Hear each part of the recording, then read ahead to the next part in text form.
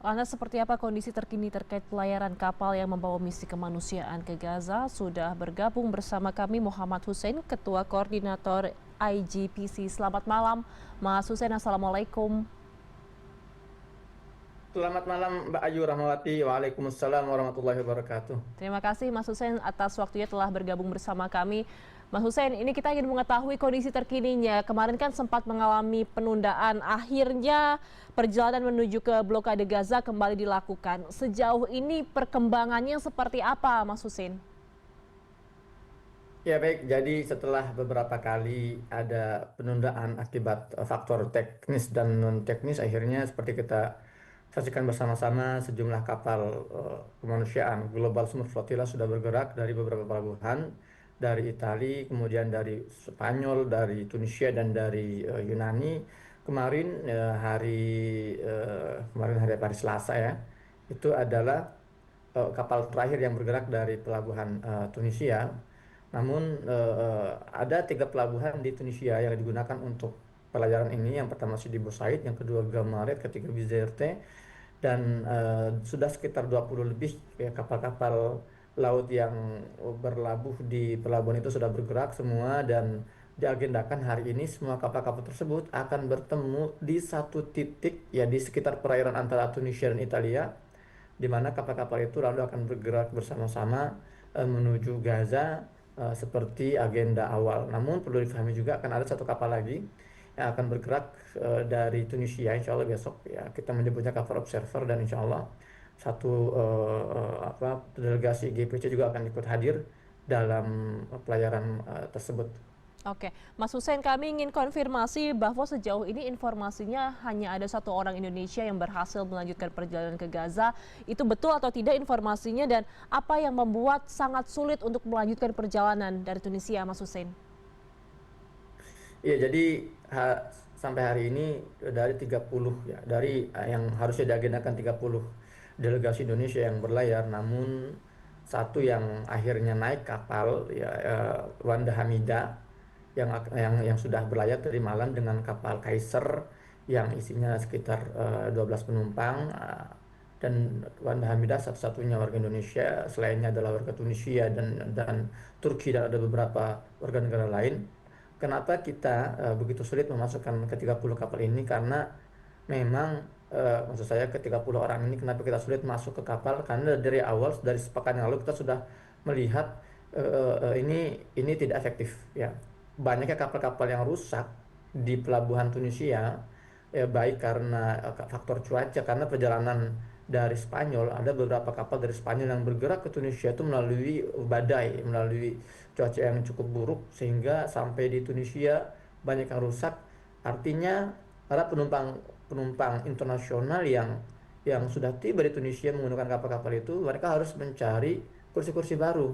Namun pertimbangannya adalah peserta yang sangat membludak dari berbagai negara, dan perlu diketahui kenapa Indonesia memilih untuk menarik sebagian besar delegasinya dari kapal, karena ini adalah langkah strategis. Seperti diketahui bahwa aksi ini komposisinya itu 47 negara, dan kita lebih mengedepankan atau memprioritaskan negara-negara yang memiliki hubungan diplomatik dengan Israel sebagai bentuk politik bargaining, sebagai bentuk politik tekanan politik. Jadi sekali lagi ini bukan bukan perkara kita naik kapal atau tidak, tapi bagaimana kita mensukseskan misi besar ini, yang ini bukan misi per negara, ini bukan misi per kelompok, ini misi bersama-sama. Maka Oke. langkah itu langkah penarikan teman-teman dari langkah kita menyerahkan kursi-kursi kita kepada warga negara internasional Eropa dan Barat itu sangat diapresiasi oleh teman-teman steering committee. Namun kenapa pada akhirnya Wanda Hamidah naik? Nah, Wanda Hamidah ini karena memiliki politik bergening, karena beliau juga mantan anggota parlemen, dan menurut teman-teman steering committee yang diutamakan untuk bisa naik adalah mereka yang punya strong figure. Maka dari itu Oke. kita akhirnya mengusahakan agar Wanda Hamidah tetap diberangkatkan ikut kapal karena dianggap memiliki bargaining politik dan strong figure untuk bisa menarik atensi dunia agar bisa memantau terus dan mengawal kapal-kapal ini sampai ke Gaza. Baik, Mas Hussein, jadi dari ada kuota 30 relawan ini hanya satu orang, yaitu Wanda Hamidah yang bisa melanjutkan perjalanan. Nah, sisanya ini semuanya apakah sudah kembali ke tanah air atau memang masih ada yang menunggu di Tunisia? Sebagian sudah ke tanah air dan saat ini ada sekitar 20 yang masih ada di Tunisia, diantaranya para jurnalis, ya, para wartawan, dan beberapa teman-teman aktivis lainnya yang kita, karena sekali lagi kita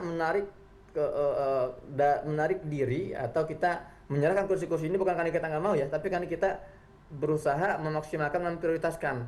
Namun pada akhirnya kalau nanti ada ternyata kursi yang available, kita siap untuk naiki. Itu prinsip pertama kita.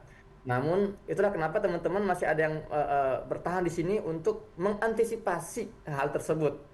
Nah, namun dengan berjalannya kapal layar terakhir ya kemarin, maka diagendakan teman-teman delegasi Indonesia yang ada di Indonesia ini akan kembali ke tanah air kalau tidak hari ini atau kemungkinan besok malam.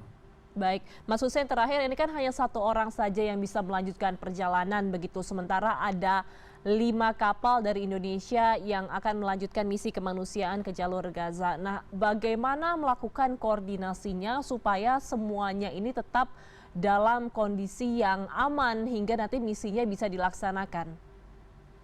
Ya, pertama tidak ada jaminan keamanan dalam misi ini, meskipun selama 3 minggu terakhir ini kami di Tunisia sudah mendapatkan pelatihan yang sangat intens dari teman-teman global internasional yang memang mereka punya pengalaman dalam mengarungi lautan menuju Gaza seperti ini.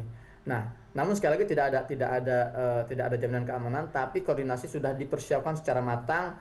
5 kapal Indonesia ini bukan berarti 5-5-nya akan ditempati oleh Indonesia, tapi ini menjadi bagian dalam konvoi laut ini. Ada sekitar 50 lebih kapal yang berjalan. Indonesia sangat merasa bangga bisa menjadi bagian besar dalam perjalanan ini, dan koordinasinya sudah disiapkan, sudah diatur sedemikian rupa oleh teman-teman steering committee, dan ya kita berdoa saja, kita berharap agar misi ini bisa berjalan sesuai agenda kita dan kapal-kapal ini bisa tiba di Gaza. Poin pentingnya, kalau kapal-kapal kita tiba di Gaza, maka congratulations, kita berhasil memecah blokade Gaza. Namun kalaupun kapal-kapal kita tidak bisa sampai ke Gaza, paling tidak kita sudah berhasil memecah kebisuan dan kesunyian dunia terhadap Gaza.